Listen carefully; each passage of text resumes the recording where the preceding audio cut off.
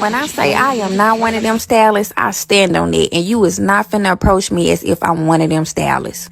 I truly understand that some people really do be giving these clients the runaround. They play games, they tell them to come at such and such time, and then they stand them up. But like I said, baby, I'm not one of them, and my clients gonna forever vouch for me. Dad, I'm so excited. That's what she texted him. 4 words. Bright, full of hope. Camryn Price had been dreaming of this moment for months. A chance to open her own salon, to turn her passion for beauty into a business she could call hers. She was just 21, young, talented, loved. But by the next morning, Camryn's family would be standing over her hospital bed, staring at a version of their daughter they couldn't recognize. Her mother would later say, "Seeing your daughter with her brains hanging out of her head, that's a hard pill to swallow." Camryn Olivia Price, she was shot and killed Tuesday morning. Here's a picture of her. The 21-year-old was on vacation visiting from South Carolina.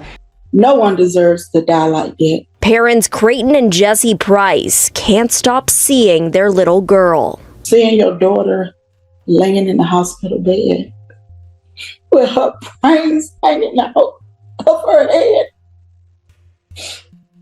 My God, that is a hard pill to swallow. It was early April in the heart of downtown Atlanta. 3 a.m. A car pulls out of a parking lot near Pryor Street, just blocks from the neon-lit Magic City Strip Club.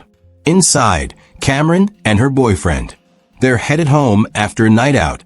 No signs of trouble. No reason to look over their shoulders. But then, another car pulls up. Slow. Close. No warning. No words. Gunfire erupts.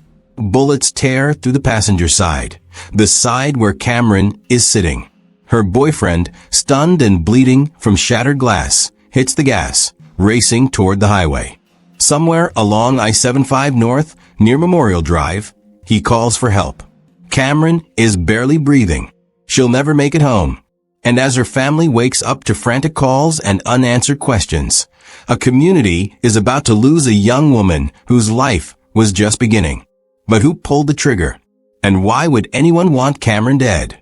What came next would only deepen the mystery and leave her family begging for justice that, for months, felt out of reach. Welcome to True Crime Tales HQ. Before we get into the full story, if you care about justice, victim advocacy, and real stories that deserve to be told, hit the like button, subscribe, and turn on notifications. We dive deep into the cases that mainstream media forgets, and your support helps these stories reach the people who need to hear them. Let's make sure Camryn's story doesn't fade into silence. You know how some people just light up a room? Not with noise, not with attention, but with presence? That was Camryn Olivia Price. She was born and raised in Chester, South Carolina, a quiet town, small enough that everybody knew who she was, or at least knew someone who did. Her parents, Creighton and Jesse, still call her our little girl, even though Camryn had grown into a young woman with big city dreams. She was 21 years old, just getting started in life, but she already had a plan. She wasn't lost, she wasn't drifting. She knew where she wanted to go. Camryn was a hairstylist, and not the kind who just does it for a paycheck. She had vision. She'd just gotten her license and was building a loyal client base back home. Her ambition wasn't just to do hair. It was to open her own salon, mentor other young women, and create something she could be proud of. Something that belonged to her. Everyone who met her remembered her for the same reasons. She was warm, generous, and real. She had that rare combination of confidence and kindness. She knew who she was, but she made space for other people to shine, too. Her friends called her the glue in the group. The one who checked in when others forgot. The one who showed up when nobody else would. She made people feel safe, seen, heard. And family? Family was everything to Camryn. She stayed close to her parents, texted her dad constantly. That's why that last message, "Dad, I'm so excited," hit so hard. It wasn't just a text. It was the sound of a future rising. And within hours, it would become the last thing she ever said to him. Camryn wasn't perfect. Nobody is. But she was deeply loved, deeply grounded, and full of purpose. She didn't hang out in dangerous circles. She wasn't running with the wrong crowd. She was just a girl visiting Atlanta for a quick trip, tagging along with her boyfriend, trying to enjoy a night out. And for reasons no one can still quite explain, she never made it back. It started off like any ordinary trip. Camryn Price, 21 years old, had been texting her father about her dreams, her goals, her next move. She was building momentum, planning her future as a hairstylist, talking about opening a salon, filled with hope. That kind of energy that makes the air feel lighter. In early April 2023, she took a short trip to Atlanta from her hometown in Chester, South Carolina. A few days to visit friends, spend time with her romantic partner, and enjoy the city's energy. She wasn't running from anything. There were no cryptic texts, no arguments, just a quick trip to clear her head and reconnect. On the night of April 3rd, she and her boyfriend ended up at Magic City, Atlanta's most iconic strip club. It's a place known for its high-profile guests, booming music, and hypnotic neon lights. It was his scene, not really hers. Camryn wasn't the type to be out all night, but she went anyway. Maybe to be with him. Maybe just to experience something different. Sometime after 2:30 a.m., they left the club. Surveillance footage later confirmed that their car pulled out onto Pryor Street in downtown Atlanta, heading toward the I-75 on-ramp. Camryn was in the passenger seat. Her boyfriend was driving. No one else was in the vehicle. That's when it happened. Another car approached from behind, fast, then pulled up directly beside them. Close. Too close. No one said a word. No windows rolled down for a conversation. No honking. No threats. Just sudden, sharp flashes of light, gunfire. Several rounds tore through the side of their vehicle, aiming directly at Camryn's seat. Her window shattered. Camryn was hit. Her boyfriend, though not struck by bullets, was injured by flying glass. He panicked and did what most would. He drove straight onto the highway, fast, northbound on I-75 toward the Memorial Drive exit, toward Grady Memorial Hospital. There was no time to call 911. No time to think. Just blood, panic, and desperation. Camryn was still alive when they arrived. Doctors rushed her into surgery. Her family, notified in the middle of the night, raced to the hospital. Her mother later described the scene in raw detail. Seeing your daughter laying in the hospital bed with her brains hanging out of her head. My God, that's a hard pill to swallow. Camryn didn't survive the operation. She was pronounced dead in the early hours of April 4th. There was no clear motive. No theft. No road rage. No confrontation inside the club. It wasn't a robbery gone wrong. It wasn't a drive-by in the traditional sense. Just a precise, deliberate shooting from one car into another, directly aimed at Camryn. And just like that, her bright life was over. But for her family and for investigators, the silence after the shooting was almost worse than the violence itself. There were no known enemies.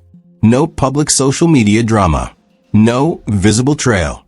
Who would want to kill a 21-year-old woman with no criminal record, no known beef, and no warning? For weeks, the case remained wide open. No suspects. No arrests. Just pain, unanswered questions, and a slow, growing fear that whoever did it might never be caught. Until quietly, something finally broke. In the days following the shooting, Atlanta police found themselves under pressure. The public was grieving. The victim's family was demanding answers. And a 21-year-old woman with no criminal history had been killed while simply standing outside a nightclub. Detectives began their work on Spring Street with what little they had. The surveillance footage from nearby businesses, witness statements from stunned bystanders, and a 911 call that painted a picture of chaos.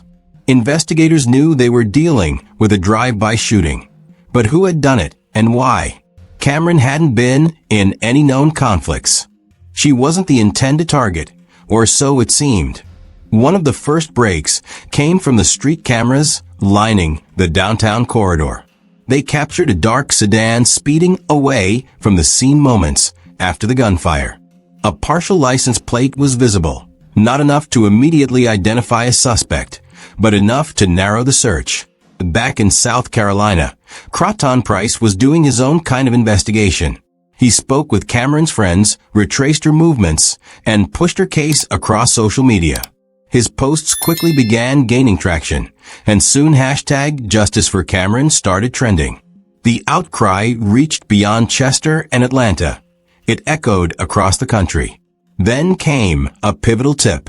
A woman who had been near the scene that night reached out to authorities after seeing one of Camryn's posts. She described the vehicle in more detail. A Dodge Charger with a broken taillight, possibly driven by someone wearing a hoodie. Her description aligned with what detectives had pulled from surveillance, giving them enough to start tracking similar vehicles.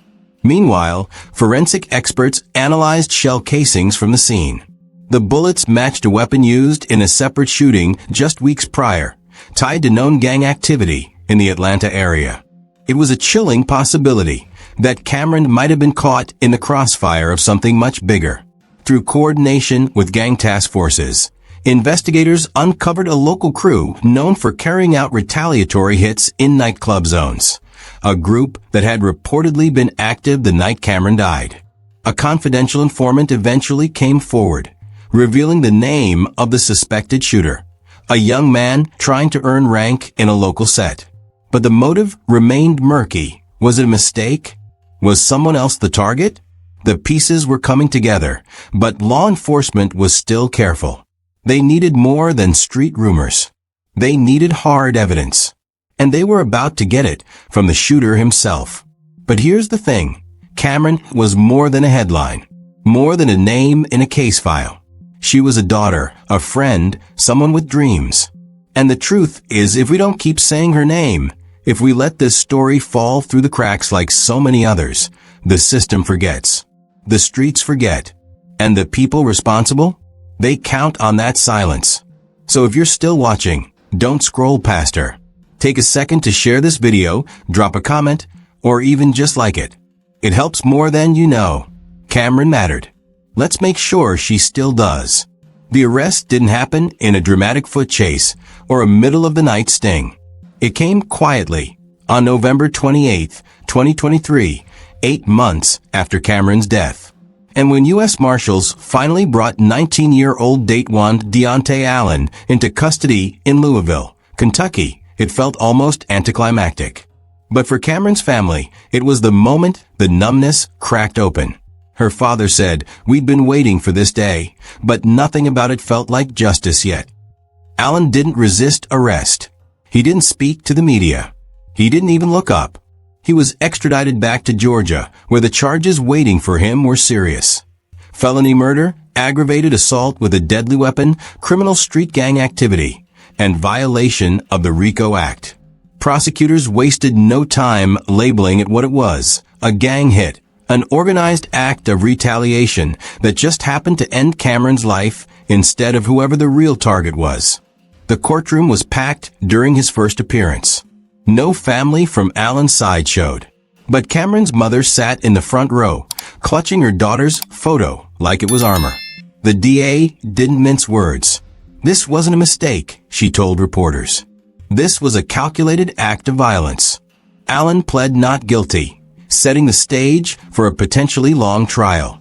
His defense team has already begun hinting at mistaken identity, weak surveillance, and no weapon recovered. Online, speculation is boiling over. Some people think Allen is a scapegoat. Others claim he's the fall guy for a larger, still active gang operation in Atlanta. And there are whispers, especially on Reddit and in Atlanta-based forums, that Allen wasn't the one who pulled the trigger. That maybe, just maybe, someone else is still out there. But while the legal system argues, the grief remains constant. The trial is expected to begin in late 2025. Until then, Camryn's father has only one question echoing through every sleepless night. If she wasn't the target, why didn't they stop shooting?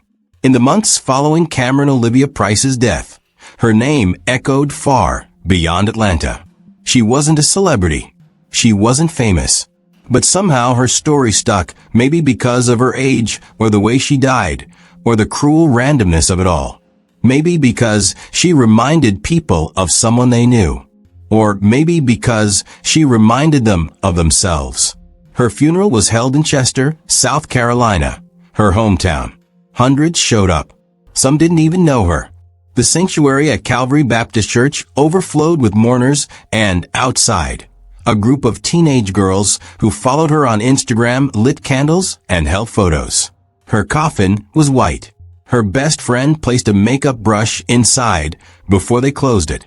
Camryn's father, Camryn Price, made a decision shortly after her burial. He wasn't going to let her death get buried in court dates or drowned in legal jargon. He began speaking publicly, first on Facebook, then in interviews with local TV, then CNN. He didn't cry during those talks, but his voice always broke in the same place. When he read the last text she sent him, "Dad, I'm so excited."